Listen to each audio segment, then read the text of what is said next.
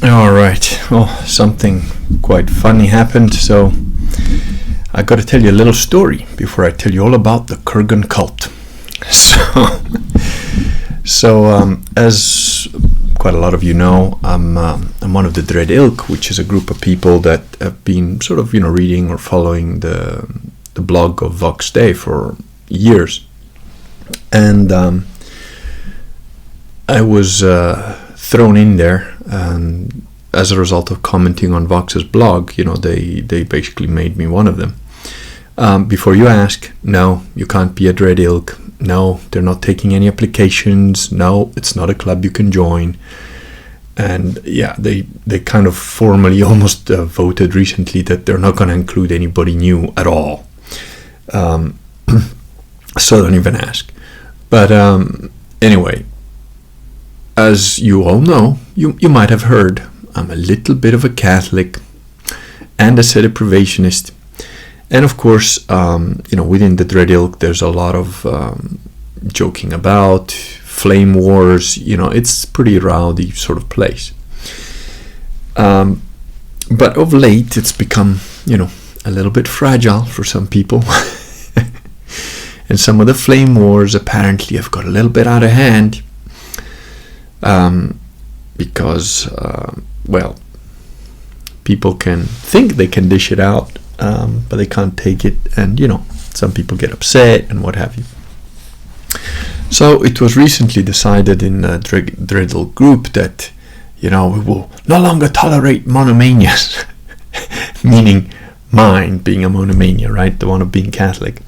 Now, most of the Dread Ilk are Americans, so most of them are Protestants of one denomination or other. There's a couple of Orthodox, and there's a couple of nominal Catholics. And as a result of my, shall we say, efforts or simply conversations online, there's a couple of people that are, thinking of converting and so on, but that haven't made any formal announcement. So there's a couple of Dread Ilk that are like the secret Christians of old, that were persecuted and had to recognize each other with secret fish. It's quite funny. The whole thing is quite entertaining to me. But anyway, so recently that was passed, and they sort of banned any discussion about really about sede-privationism, because they're still allowing all the other crap to carry on. And one of the admins, made a comment that no one cares about your stupid little sede-privationist. It's boring. No one cares about it. And of course, 2 days later, Vox makes a blog post about it, which I laughed, put a link to, and said, well, guess it's not that boring. And then another couple of days pass, and Vox makes another blog post about it, which just upset these people a little bit. And so I just thought, it's probably time to let the poor, fragile Dread Ilk, they're getting older, a bit weaker, be in peace in their, heresy and Protestantism. And perhaps I should start a group on Facebook just for the Kurgan zealots. It's, I know most of you hate the idea of Facebook. I do myself. The only reason I'm on Facebook is really to communicate now and then with some of these Dread Ilk. Although, even that is becoming more limited as time goes, just because of life and so on. But I do know that it would be beneficial to have the hardcore Catholics like myself be able to organize online and make things happen. I mean, Immortal Bear, Dane Cook, the guy who had me essentially flew me to Indiana to meet Owen and do a bit of talk about my books and stuff. He, is now a Catholic. He attends Mass, proper Mass, Latin Mass regularly. He is helping other people do so. He's quite active in the whole thing, and he's making a difference. He's making ripples. It's making a difference in his life. It's making a difference in his marriage, in his relationship with his daughter, and so on. It's a great sort of thing. But we're still relatively isolated. Even the group here in London is pretty isolated, and we're trying to organize meetups with families and so on. So it would be probably quite nice to have that facility.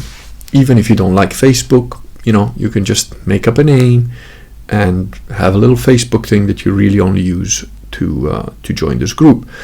Now, there is a slight problem in doing that, because I don't want the group open to every Tom, Dick, and Harry. It's not going to be a democracy. Remember, Catholics understand that, one of the best systems of government is emperors and kings. So if it's going to be my little Facebook group, I'm going to be the emperor of that thing. I don't like your face, you act in a way that I don't like, boom, you're out. You can discuss theology, you can discuss meetups, the point is to help each other, and my primary interest in that group would be to catechize more nominal Catholics. So I'm okay with nominal Catholics who would be, let's say, at least respectful of the sedeprivationist position.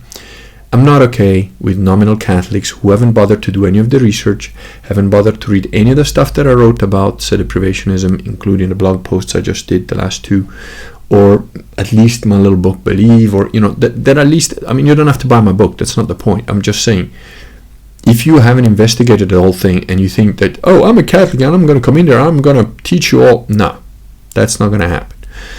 If you more or less agree with my ideas concerning Catholicism, if you're more or less on board, or at least are willing to listen respectfully, then you're welcome to join. And if you're not a good fit, hopefully you will figure that out by yourself and leave, or if not, don't worry, I have no problem shoving people out the door.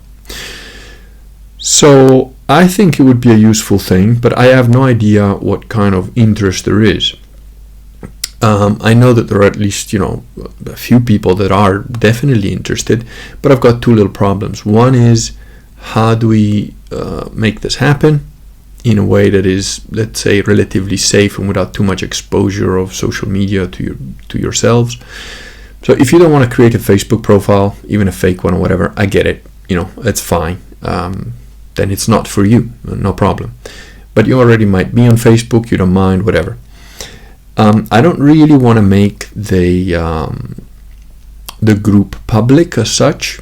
I want to keep it private, and I'm a bit of a Luddite when it comes to technology and stuff like that. So hopefully I've put it in a way that you can find it.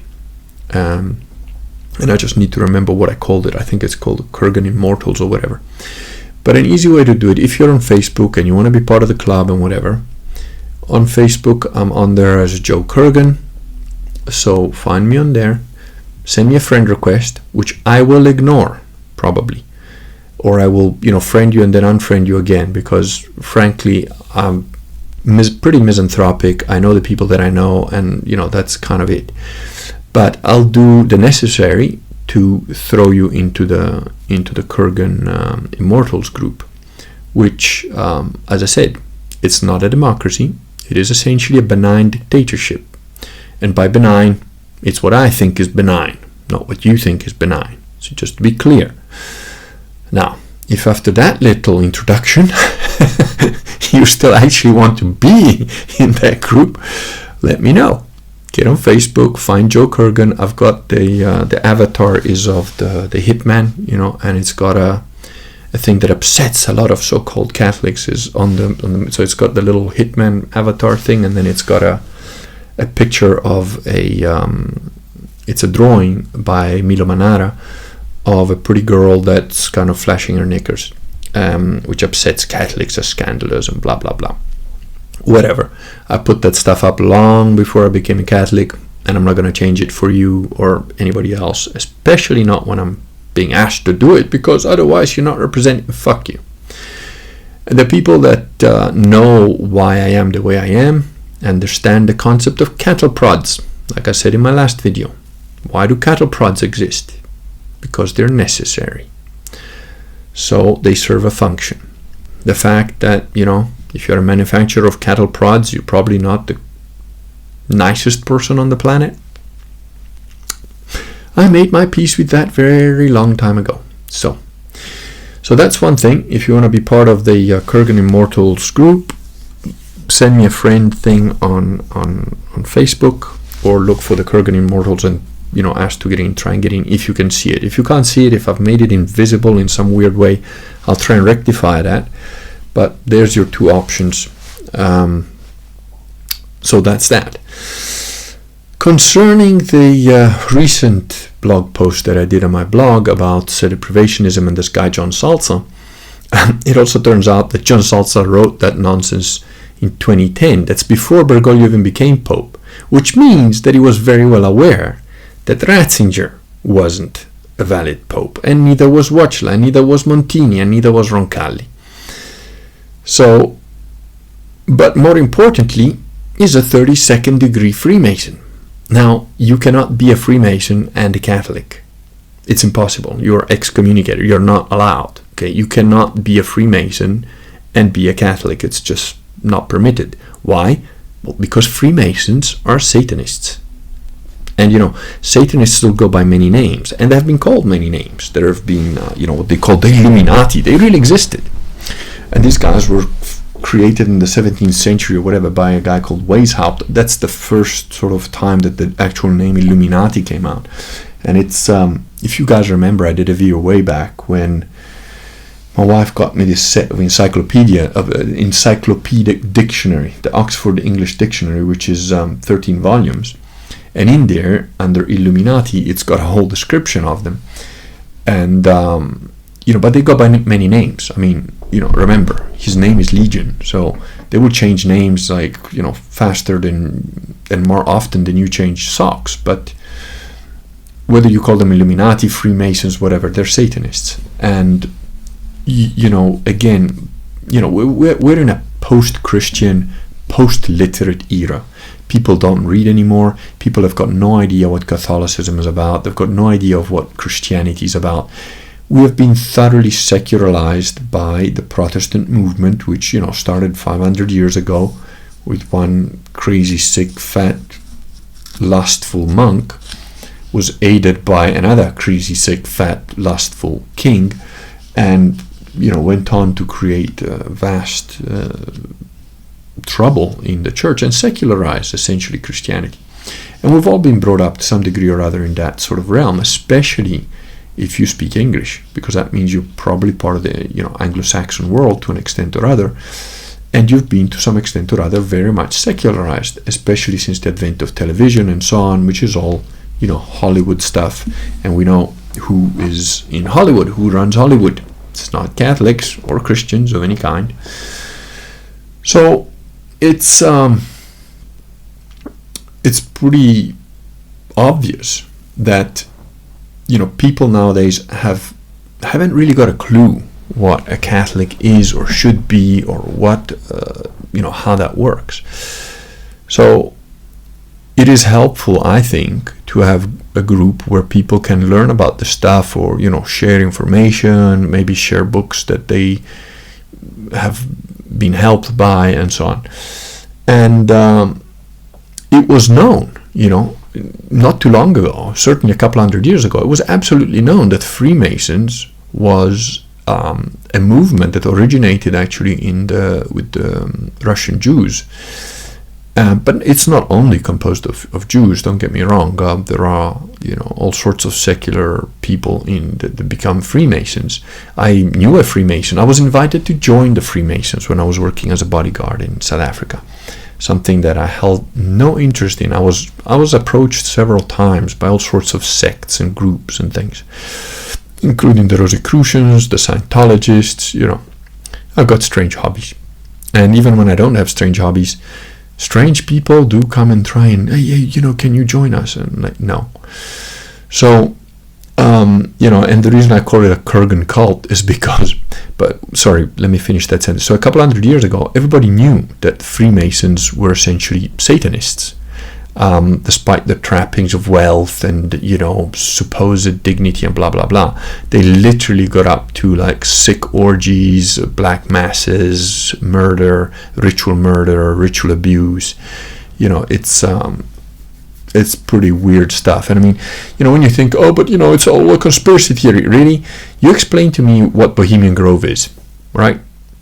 When some of the most esteemed, rich, so-called bankers, rulers of the world go in a deep forest to dance around the fire naked, wearing animal masks. Yeah, That's, kind of interesting. And certainly not Christian or Catholic. So everybody knew that Freemasons were satanic scum.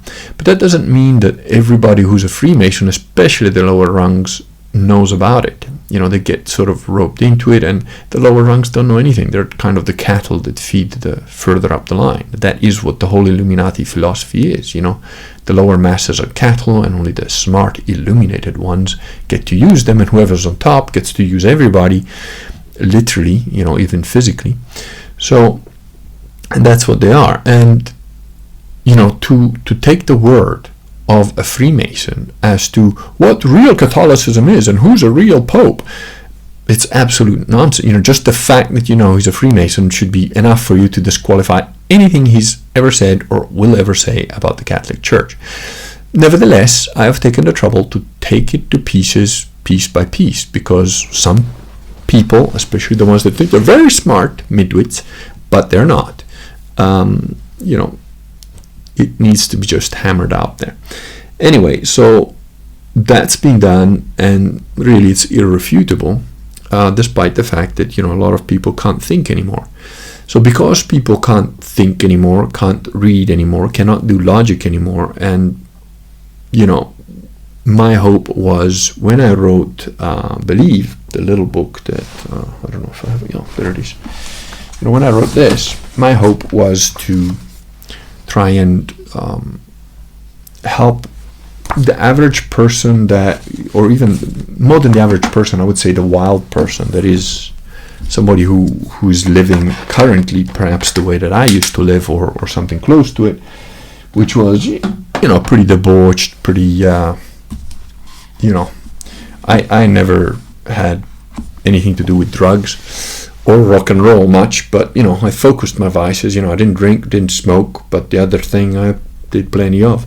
So there's a lot of a lot of women, a lot of sex, a lot of that stuff, and it was a pretty, to a certain extent, hedonistic lifestyle. Although I've never been a hedonist, I've always been more an explorer than anything. And what's more fun than exploring a new woman every few days, weeks, months, hours, whatever? So, there's that. And it's written for people that have no conception of Christianity or whatever. And it was my hope to catechize a little bit people that were like I was, because I didn't become Christian, until I had my road to Damascus moment. But the reality is I never met anybody that talked to me reasonably in a language that I could understand, that I could relate to, about Christianity. So that's what I wanted to do. And I say we're in a post-Christian and post-literate society, but we're not. It's not all lost, because frankly, I did zero advertising for this other than a couple of mention of it on the videos here. Maybe a blog post. I don't even remember if I did a blog post, but it's spreading by word of mouth essentially. And it's doing very well. I mean, I literally get daily emails now from people that are either converting, going back to the Latin Mass, thanking me for having brought them back to their faith, nominal Catholics that are like, oh, now it all makes sense. And to be perfectly honest with you, this is not a deep, thought on theology. I mean, it's 97 pages, and it's written pretty much how I speak. It takes no prisoners. It's in your face, but it seems to be doing the job. Now, if we do create this little group of Kurgan immortals, the whole point was, I do make a joke about it being a cult, the Kurgan cult. But yes, I know I wear very sexy clothes, but that's just kind of how how it is. I've already told you guys, if I have to lead anything, it's not a democracy. It's never going to be a democracy. I'm not a general type. I'm a captain of special ops types, which means that my people and my groups have as much as possible to be independent thinkers that independently and of their own volition act in concert pretty much with what I think we should be doing. Now, a group is not a little army, so if you join the Facebook group, you don't have to, you're certainly not going to take orders from me or whatever. I might make some suggestions now and then. If it becomes big enough and useful enough, maybe we can even help get some priests into a proper seminary. Maybe we can get priests to areas that don't have one.